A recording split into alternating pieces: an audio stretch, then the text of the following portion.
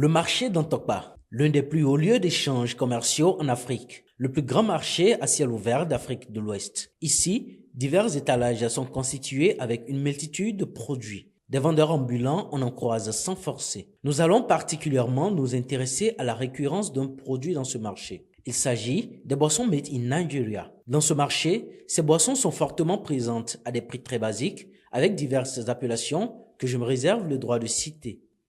Pourquoi cet état de choses? Certains vendeurs dans le marché en parlent. En une journée, là où tu vends produit Nigeria avec, le Bénin, c'est peut-être 5, c'est peut-être 7. Moi, si je n'ai pas un produit de lobby, par exemple, pisse ou bien mon commerçant ne m'inquiète pas. Mais dès qu'il n'y a pas ça, dès qu'il n'y a pas tri-tri, ça m'inquiète parce que c'est ça qui coûte. Il vient, il te demande, je veux le moins cher. Et tu dis, bon, il y a ça, c'est à 4500. Ça, c'est à 4500. Parfois, dans la journée, s'il y a la vente, on vend les produits nigériens jusqu'à 200 000, des fois à 250 000. Et les Béninois préfèrent acheter les produits nigériens parce que ça coûte moins cher. Il faut noter que les sensibilisations sont faites, que ce soit par l'État, par les projets programmes ou par les acteurs eux-mêmes, à travers des séances de dégustation et autres. Mais si toutes ces couches sont impliquées, alors jusque-là, qu'est-ce qui ne marche pas? Pourrait-on déduire que c'est l'entêtement du consommateur béninois qui est mis en évidence, ou dirons-nous plutôt que les entrepreneurs agricoles béninois, notamment les transformateurs, l'État et les projets programmes n'adoptent pas les bonnes méthodes pour l'adhésion effective des Béninois au consommation local? Effectivement, comme vous avez constaté sur le terrain, il y a toute une gamme de produits que le Nigeria déverse tous les jours sur le marché béninois. C'est vrai, notre jus d'ananas du Bénin et tous les autres produits qui s'accompagnent, il manque un peu de communication, de marketing pour pouvoir atteindre le dernier des consommateurs béninois qui sont dans le Bénin profond. Nous faisons des produits naturels. Le mois dernier, mon produit a été certifié par la BSSA. Ça veut dire que c'est de bons produits que nous fabriquons. Nous sommes un certain nombre. Et que quand nous mettons le produit sur le marché, cette mentalité qui dit que c'est les produits venus d'ailleurs qui sont les meilleurs n'a pas encore été effacée de la mémoire de nos consommateurs. Ne compare pas nos produits à ces produits.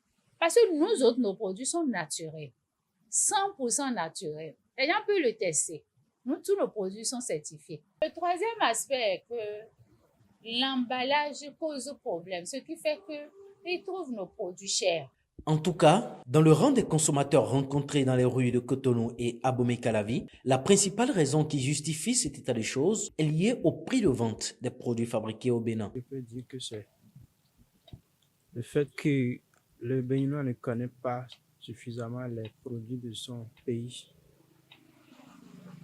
Et en deuxième position, les prix des produits de chez nous par rapport aux produits étrangers, par exemple, parce que le Nigeria, c'est un peu élevé par rapport à ce qu'on nous importe, on nous amène, quoi. Particulièrement moi, je ne reconnais pas les produits du Bénin. Je n'en connais aucun fabriqué au Bénin. Nous préférons beaucoup les boissons du Nigeria parce que ces boissons sont extrêmement moins chères que les boissons du Bénin. Mais si la cherté des produits made in Bénin constitue le principal frein à une consommation effective des produits par le Béninois, quelle est alors la part de responsabilité de l'État?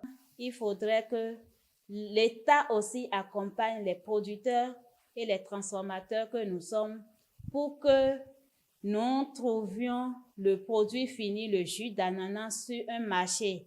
Et ce produit doit être compétitif par rapport aux autres produits que le Nigeria déverse sur le marché. Il faut que l'État nous aide. En décrétant, ils ont décrété des journées de consommation locale, mais ça ne suffit pas. Dans le consommation local, la journée là, c'est à peine rester à la télévision et sur les radios. Il faut qu'on descende sur le marché. Nous le faisons déjà à travers nos différents points de vente.